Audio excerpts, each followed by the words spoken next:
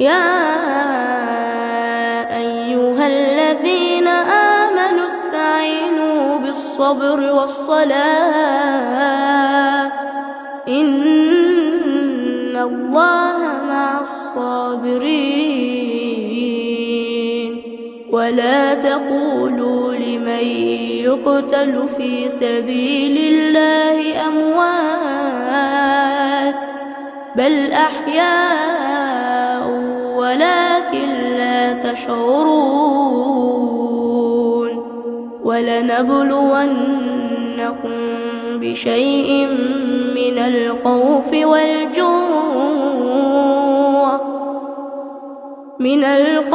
والجوع ونقص من الأموال والأنفس والثمرات وبشر الصابرين الذين إذا أصابتهم مصيبة قالوا إنا لله وإنا إليه راجعون. أولئك عليهم صلوات من ربهم ورحمة وأولئك هم المهتدون.